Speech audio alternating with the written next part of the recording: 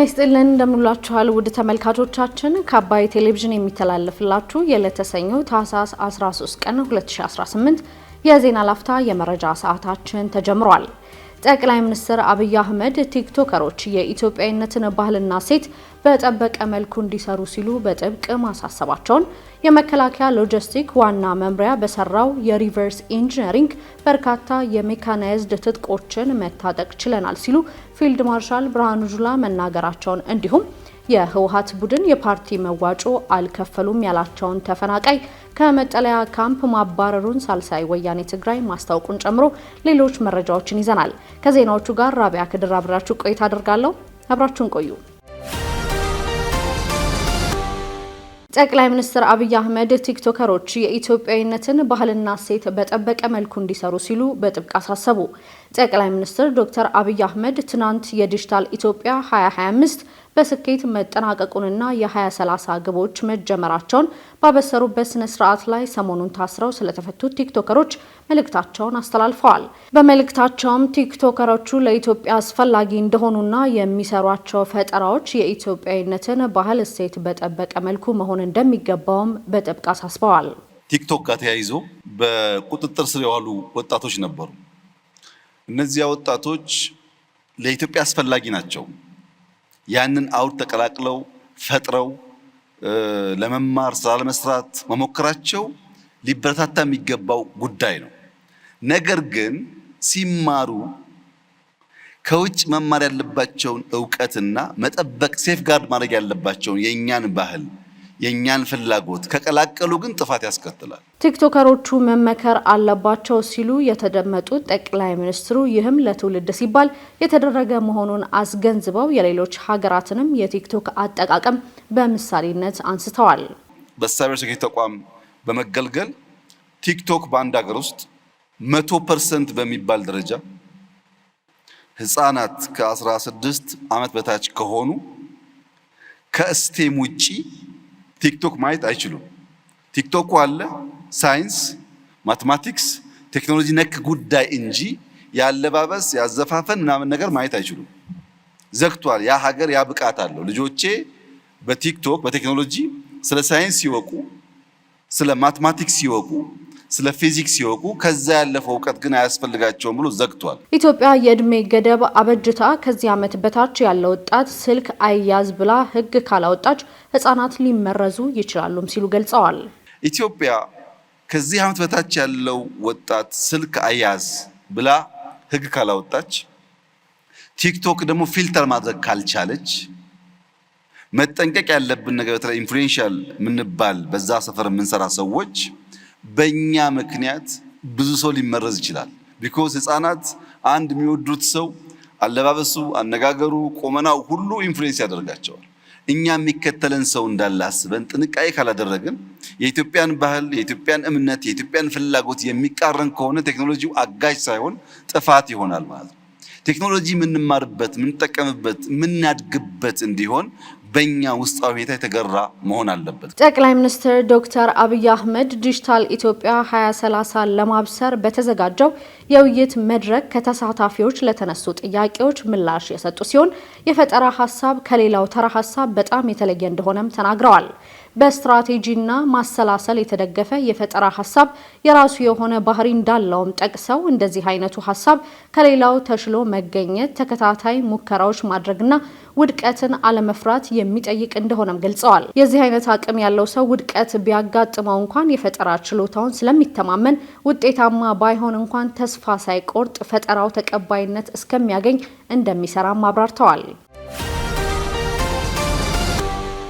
የመከላከያ ሎጂስቲክ ዋና መምሪያ በሰራው የሪቨርስ ኢንጂነሪንግ በርካታ የሜካናይዜሽን ትጥቆች መታጠቅ ችለናል ሲሉ ፊልድ ማርሻል ብርሃኑ ጁላ ገለጹ። ከኃይል ውጪ የነበሩ በርካታ የሜካናይዝድ ጦር መሳሪያዎችን በሪቨርስ ኢንጂነሪንግ አማካኝነት በተሰራ ስራ ዘመናዊ የሆነ በርካታ የሜካናይዝድ ትጥቆችን መታጠቅ ችለናል። ለጦር መሳሪያ ግዢ ሊወጣ የነበረው ብዙ ቢሊዮን ዶላር ማትረፍ ችለናል በማለት ጠቅላይ ኢታማዦር ሹም ፊልድ ማርሻል ብርሃኑ ጁላ ገልጸዋል። ፊልድ ማርሻል ብርሃኑ ጁላ የመከላከያ ሎጂስቲክ ዋና መምሪያ በጎበኙበት ወቅት እንዳሉት በራስ አቅም ፈጠራን በማሻሻል ተአምራዊ የሚባል ስራ መስራት እንደምንችልም ያሳያል ብለዋል። ለረጅም ዓመታት ተጥለው የነበሩና አረም ወርሷቸው የቆዩትን በርካታ የሀገር ሀብቶችን ሙሉ እድሳትና ሙከራ ተደርጎባቸው ወደ ኃይል መግባታቸው የሰራዊቱን የውጊያ ዝግጁነት በከፍተኛ ሁኔታ ያሳድገዋልም ሲሉ ገልጸዋል።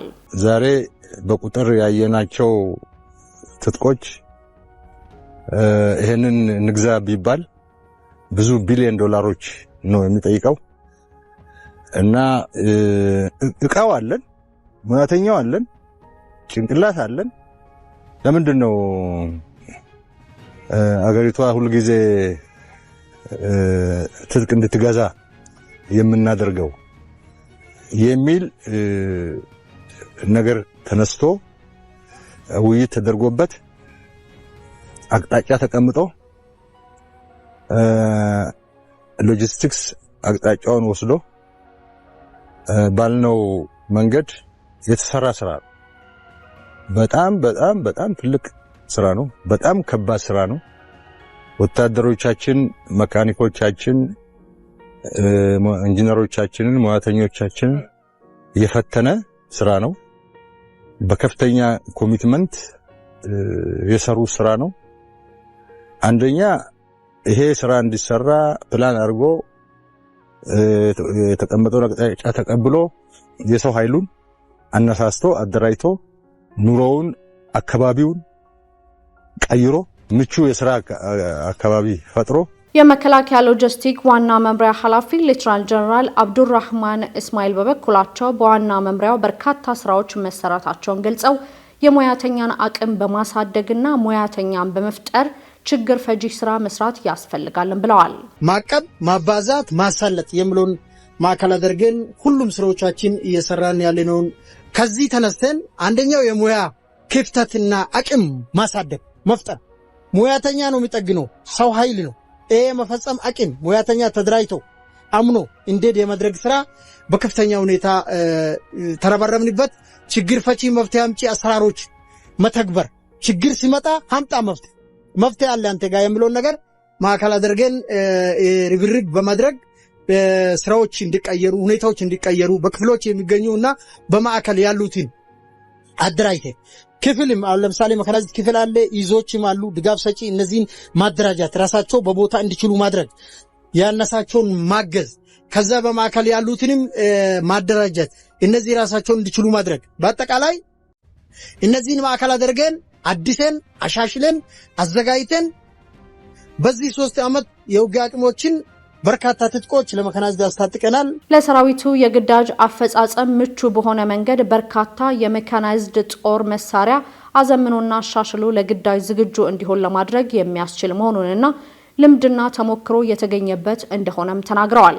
ሁሉም የጦር መሳሪያ በግዢ ለመፈጸም አይቻልም ያሉት የመከላከያ ሎጂስቲክ ዋና መምሪያ ኃላፊ በእጃችን ላይ ያሉ ሀብቶችን በአግባቡ መጠቀም ያስፈልጋልን ብለዋል።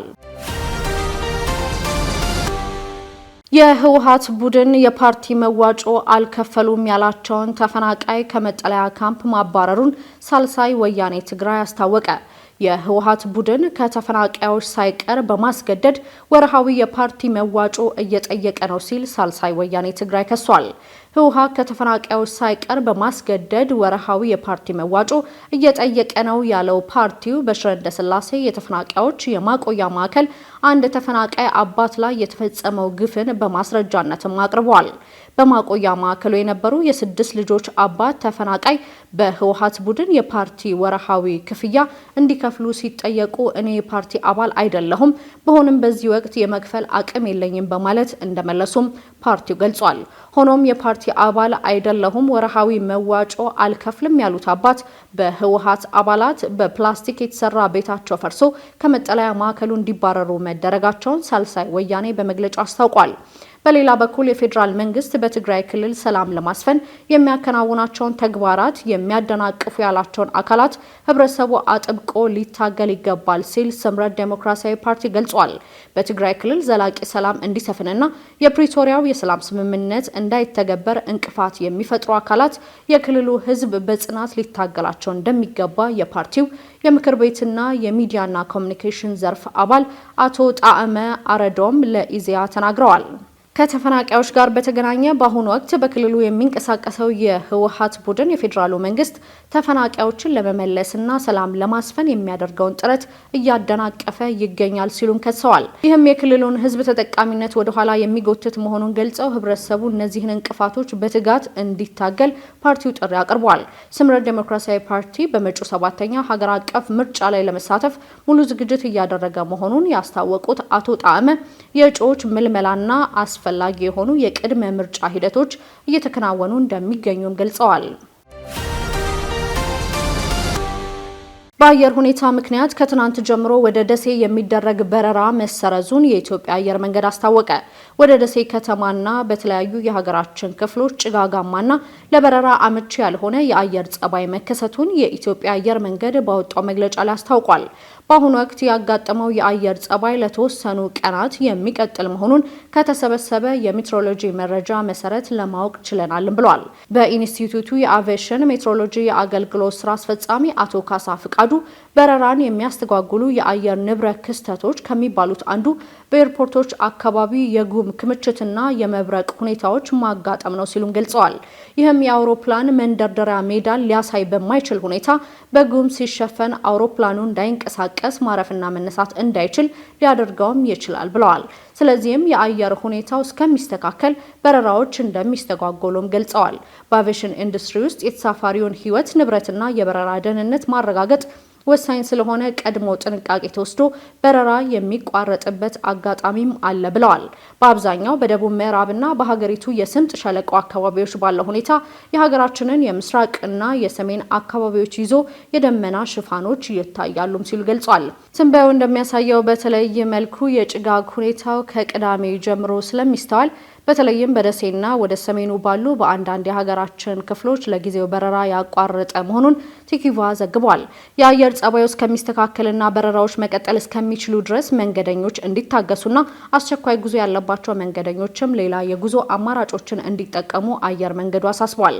በዚህም ምክንያት ለሚፈጠሩ መጉላላቶች ይቅርታ ጠይቋል። የመን 180 ኢትዮጵያን ስደተኞች በህገወጥ መንገድ በሻቡዋ የባህር ዳርቻ መድረሳቸውን አስታወቀች። የየመን አገር ውስጥ ጉዳይ ሚኒስቴር 180 ኢትዮጵያን ስደተኞች በሀገሪቱ ደቡብ ምስራቅ በሚገኘው የሻቡዋ የባህር ዳርቻ መድረሳቸውን አስታውቋል። የሻቡዋ አካባቢ ፖሊስ 180 ስደተኞች በአራት ሶማሊያውያን በሚመራ የኮንትሮባንድ ጀልባ ከአፍሪካ ቀንድ የተነሱ ኢትዮጵያን ዜጎች መሆናቸውንም ገልጿል።